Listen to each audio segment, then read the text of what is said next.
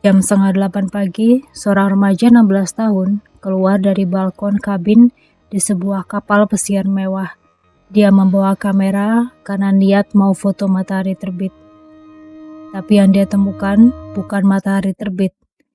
Di bawah sana, di atas kanopi sekoci penyelamat, ada noda darah besar yang sudah mengering. Hai, selamat datang di Kriminal Sejenak. George Alam Smith keempat, 26 tahun, dari Greenwich, Connecticut. Tinggi hampir 190, rambut coklat, mata biru. Dia lulusan Babson College di Massachusetts jurusan bisnis.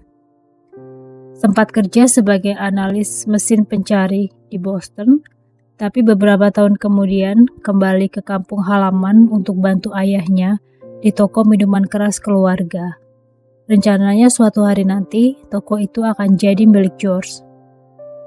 25 Juni 2005, George menikah dengan Jennifer Hagel di Castle Hill Inn, Newport, Rhode Island. Venue-nya adalah rumah bergaya Victoria yang menghadap langsung ke Laut Atlantik. 11 hari setelah pernikahan, mereka naik kapal pesiar Royal Caribbean Brilliance of the Seas dari Barcelona, Spanyol. Perjalanan bulan madu 12 hari mengelilingi Laut Mediterania, mencakup Yunani, Turki, Italia, Riviera Perancis.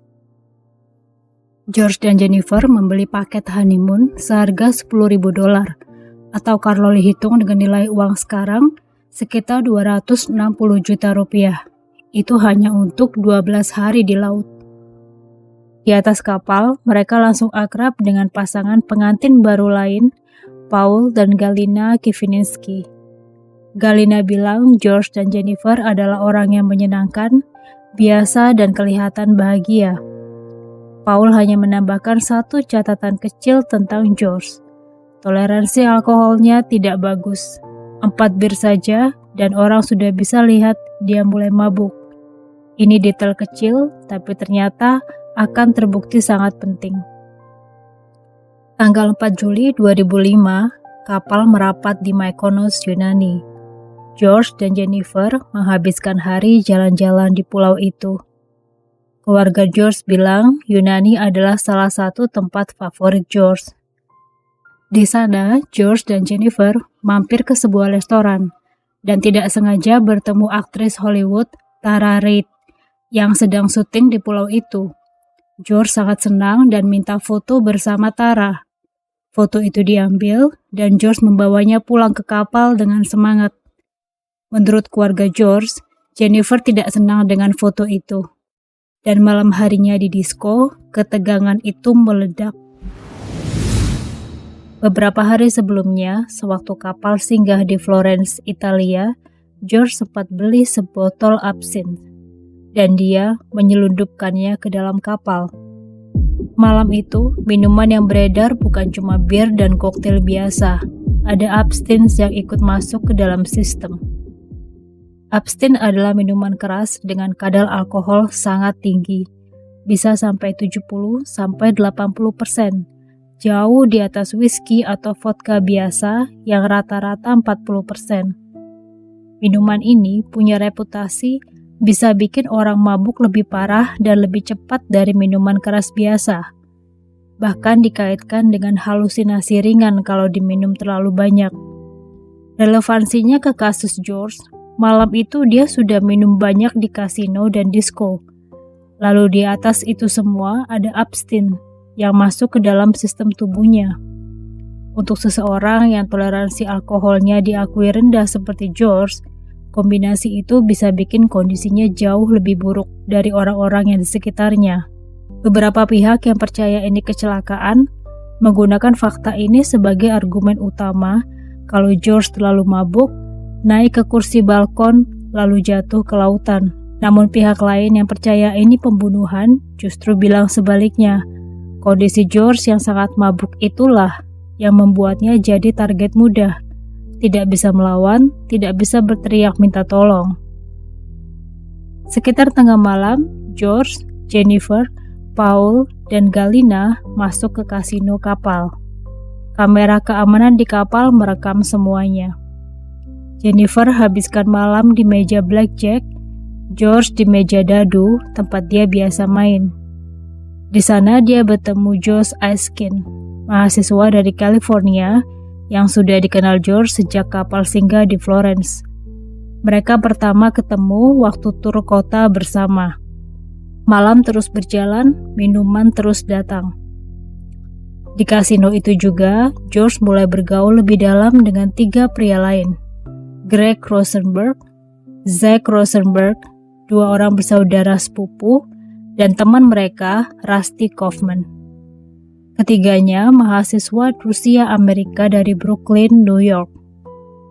Nah, disinilah ceritanya mulai aneh. Entah dari percakapan atau dari mulut ke mulut, beredar kabar bahwa George dan Jennifer punya banyak uang tunai di kabin mereka. Ada yang bilang $14.000, ada yang bilang $17.000, ada yang bilang sampai $50.000. George juga kelihatan pakai jam tangan Breitling yang harganya tidak murah. Sekitar pukul 2 pagi, Paul melihat kondisi George dan Jennifer sudah sangat mabuk. Dia bilang ke George, sudah waktunya tidur. Tapi George tidak mendengarkan. Paul dan Galina pulang ke kabin, dan itu terakhir kali Paul melihat temannya. Setelah kasino tutup, sebagian rombongan pindah ke disko kapal, dan disinilah sesuatu terjadi yang tidak masuk banyak ke versi berita awal. Seorang penumpang bernama Margarita Chaves melaporkan melihat sendiri kalau Jennifer menendang George di selangkangan, di tengah lantai disko di depan banyak orang. Jam 3.30 pagi, kamera merekam Jennifer meninggalkan disko sendirian. Terlihat sangat tidak stabil berjalan. Beberapa kru kapal membantu dia masuk lift, mencoba mengarahkannya ke lantai yang benar. George masih di disko, sangat mabuk, dan sekarang sendirian, tanpa Jennifer, tanpa Paul, dan tanpa Galina. Menurut keluarga George dan beberapa saksi, pertengkaran ini terjadi karena setelah merasa tidak senang dengan foto George bersama Tara, Jennifer mulai flirting dengan pria-pria lain yang ada di disko. George menegurnya, dan Jennifer tidak terima. Mereka bertengkar hebat sampai George berkata ingin menceraikan Jennifer. Selain itu, ada beberapa saksi yang melihat manajer kasino Royal Caribbean bernama Lloyd Botta mengikuti Jennifer keluar. Keluarga George mempertanyakan kemana Lloyd Botta membawa Jennifer malam itu. Pertanyaan yang sampai hari ini tidak pernah dijawab oleh siapapun, baik oleh Jennifer maupun oleh Lloyd. Jam 4:01 pagi, Josh Askin, Greg Rosenberg, Zach Rosenberg, dan Rusty Kaufman mengantar George pulang ke kabin nomor 9062. Sebelum masuk ke kabin, George sempat minta mereka bantu carikan Jennifer yang sudah menghilang entah kemana. Mereka coba cari sebentar, tapi tidak ketemu. Lalu mereka masuk ke kabin 9062 bersama George yang sudah hampir tidak bisa berdiri. Versi cerita mereka adalah ini. George masuk ke kamar mandi. Sementara itu, ketiga pria lainnya melepas sepatu George, membaringkannya di kasur. George bahkan memeluk dan mencium 1 atau 2 dari mereka sebagai tanda terima kasih. Lalu mereka semua pergi meninggalkan kabin. Selesai, tidak ada yang terjadi. Nah, di sini ceritanya itu mulai agak aneh. Karena di kabin 904, tepat di sebelah kabin George, ada seorang pria bernama Clyde Heyman. Dia bukan penumpang biasa, dia wakil kepala polisi dari Redlands, California, dengan 30 tahun pengalaman di kepolisian. Malam itu dia tidak bisa tidur. Jam 4:05, Heyman terbangun karena suara dari kabin sebelah. Bukan suara pertengkaran. Yang dia dengar pertama adalah suara sorakan yang sangat riuh, seperti orang-orang sedang menyoraki seseorang melakukan drinking game atau permainan minum alkohol. Banyak suara dan banyak orang.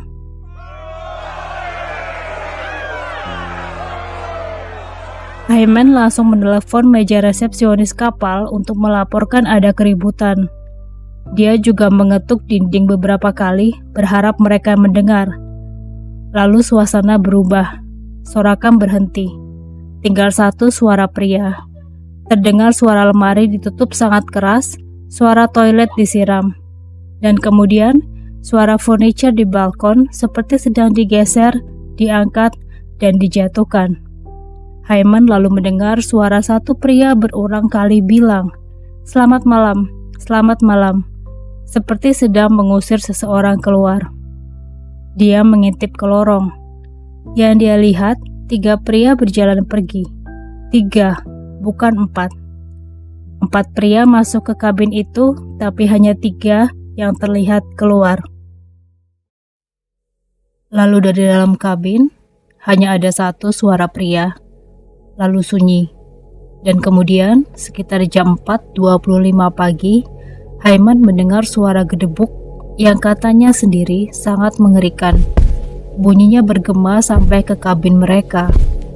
Pikiran pertamanya adalah ada orang yang jatuh di balkon. Sementara di sisi lain, di kabin nomor 9060, pasangan Pat dan Greg Lawyer juga terbangun. Greg Lawyer mendeskripsikan suara yang dia dengar malah lebih keras lagi, seperti orang melempar furniture ke dinding atau ke lantai. Dan satu detail lagi yang hampir tidak pernah disebut, satu penumpang melaporkan mendengar suara seorang perempuan berteriak tepat setelah bunyi gedebuk itu. Jam 4:30 pagi, 2 petugas keamanan kapal akhirnya datang ke kabin 9062. Menjawab laporan Hyman dari setengah jam sebelumnya. Greg Lawyer mengintip dari pintu kabinnya dan bilang ke mereka, "Lebih baik kalian masuk ke sana karena kamar itu sedang dihancurkan." Petugas mengetuk pintu kabin. Tidak ada jawaban, tidak ada suara apapun. Lalu mereka pergi, tidak berusaha masuk ke dalam. Di waktu yang hampir bersamaan, Jennifer ditemukan pingsan di ujung lorong di lantai 9, jauh dari kabin mereka, oleh seorang tukang ledeng kapal. Dia dibawa kembali ke kabin 9062 dengan kursi roda dan ditinggalkan di sana jam 4:57 pagi. Sebelum meletakkan Jennifer di atas tempat tidur, kru kapal sempat masuk untuk mencari George Smith. Kamar tersebut sudah kosong. Namun staf melaporkan kalau situasi tampak normal, sehingga mereka langsung meninggalkan Jennifer agar bisa beristirahat. Jam 7:30 pagi, Emily Rouse, 16 tahun, keluar dari balkon kabinnya untuk foto matahari terbit. Kapal sudah merapat di Kusadari, Turki, tapi matanya turun ke bawah. Di atas kanopi sekoci, tepat di bawah kabin 9062, ada noda darah besar, berwarna merah tua, yang sudah mengering. Lebarnya hampir seukuran badan orang dewasa. Dia foto itu. Kru kapal dipanggil. Mereka masuk ke kabin 9062. Kamar berantakan, tapi bukan seperti habis digeledah, seperti habis pesta yang berakhir buruk. Di spray kasur ada 2 jalur darah tipis yang kemudian dikonfirmasi lewat tes DNA sebagai darah George. Di dinding luar kapal, di bawah balkon, ada noda darah lagi. Dan satu detail kecil dari balkon, kursi balkon ditemukan dengan sandaran menghadap ke pagar, posisi yang tidak normal. George Allen Smith keempat tidak ada di kapal. Tubuhnya tidak pernah ditemukan sampai sekarang. Polisi Turki naik ke kapal. Mereka mewawancarai Josh, Greg, Zack, dan Rusty. Ayah Josh bahkan sempat diam-diam merekam video wawancara polisi Turki itu.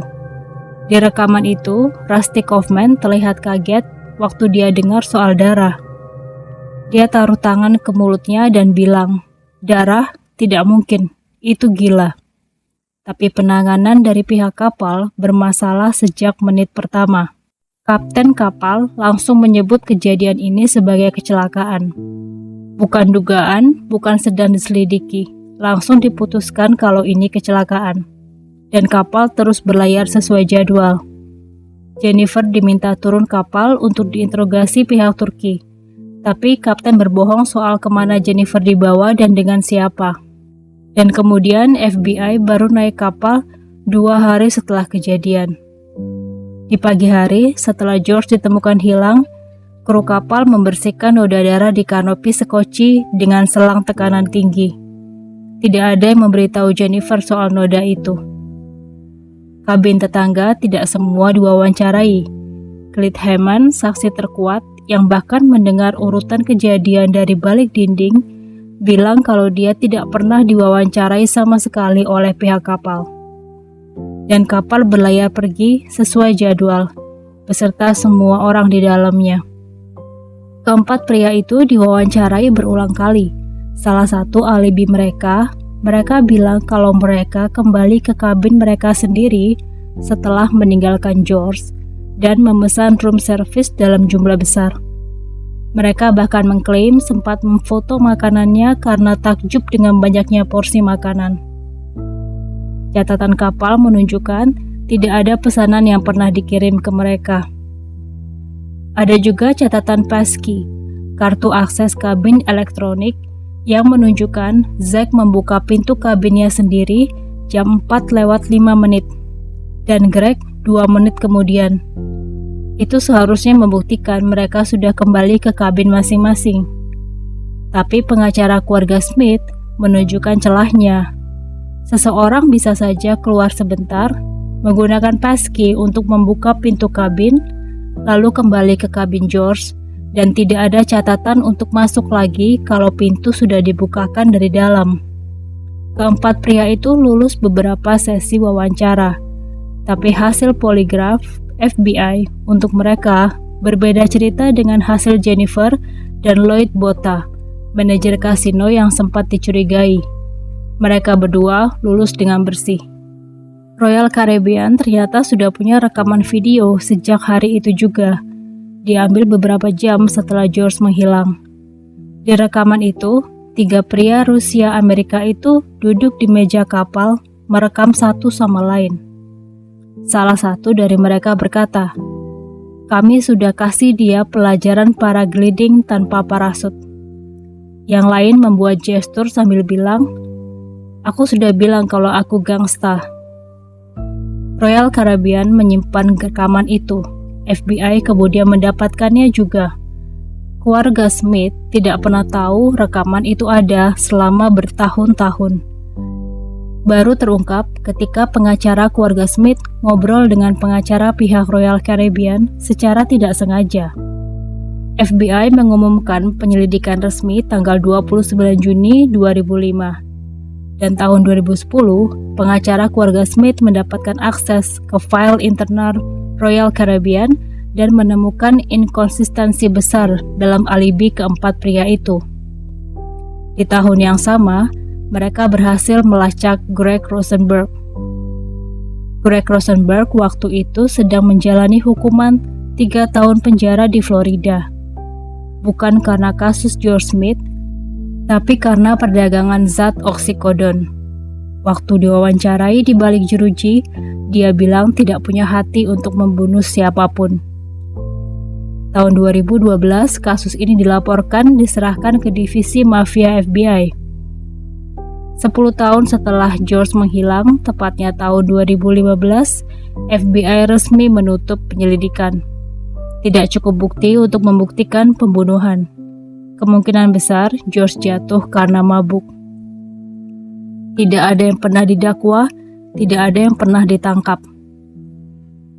Jennifer mengajukan gugatan perdata terhadap Royal Caribbean. Nilainya lebih dari $1 juta, kemudian ditambah lagi dan dibagi antara Jennifer dan orang tua George. Pihak keluarga Smith sempat mempersalahkan besaran dan syarat settlement itu. Hubungan antara Jennifer dan keluarga Smith memang tidak pernah akur setelah kejadian ini. Keluarga juga menyewa Dr. Henry Lee, ahli forensik yang pernah bersaksi di kasus O.J. Simpson, untuk memeriksa ulang kabin, balkon, dan kanopi. Dr. Lee bilang, "Kami menemukan beberapa bukti, tapi saya tidak bisa memberitahu Anda apa yang kami temukan. Dan sampai hari ini tidak ada yang tahu apa yang dia temukan. Kasus George Smith juga mendorong lahirnya Undang-Undang Keamanan dan Keselamatan Kapal Pesiar Amerika Serikat yang disahkan tahun 2010, yang mewajibkan kapal-kapal yang berlayar dari pelabuhan Amerika untuk meningkatkan pengawasan, pelaporan kejahatan, dan standar keselamatan. Jennifer menikah lagi di tahun 2009. Dia hidup tenang, jauh dari sorotan publik. Dia menikahi seorang analis keuangan bernama Jeff Ackney. Namanya sekarang menjadi Jennifer Ackney. Jennifer selalu menyatakan bahwa dia tidak ingat apa-apa tentang malam itu dan percaya kematian George adalah kecelakaan akibat alkohol. Keluarga Smith tidak pernah menerima jawaban itu. 20 tahun kemudian, ibunya George masih menulis surat terbuka untuk Jennifer dengan pertanyaan-pertanyaan yang sama. Meminta Jennifer untuk jujur, mengungkapkan apa yang sebenarnya terjadi. Namun pertanyaan-pertanyaan ini tidak pernah direspon oleh Jennifer. Ibunya George, Maureen, pernah bilang di satu wawancara kalau kadang dia masih berpikir mungkin George masih di luar sana. Karena mereka tidak pernah punya mayat, tidak pernah ada tubuh yang ditemukan. 20 tahun berlalu, Josh Askin kini tinggal di San Diego, California. Dia menjadi founder dan vice president Nimbus Eco, perusahaan produk ramah lingkungan yang dia dirikan tahun 2012. Bisnisnya berjalan lancar, hidupnya tenang, jauh dari sorotan.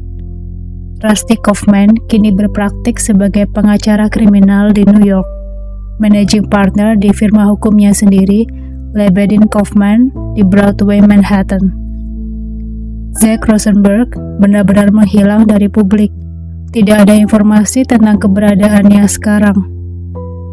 Sedangkan Greg Rosenberg, pria di depan kamera, pernah bilang kalau sesuatu yang gila terjadi malam itu, dan dia berharap suatu hari kebenaran itu terungkap. Greg ditemukan tewas ditembak di depan rumahnya sendiri di Davie, Florida, tanggal 23 Desember 2019. Dia baru pulang belanja Natal ketika diserang. Usianya 33 tahun.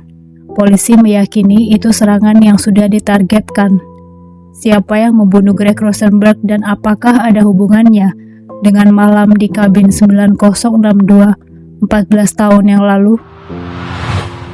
Sampai hari ini tidak ada yang tahu atau mau bilang apa yang sebenarnya terjadi di kabin 9062. Terima kasih sudah mendengarkan cerita ini. Sampai jumpa di kasus true crime berikutnya hanya di Kriminal Sejenak.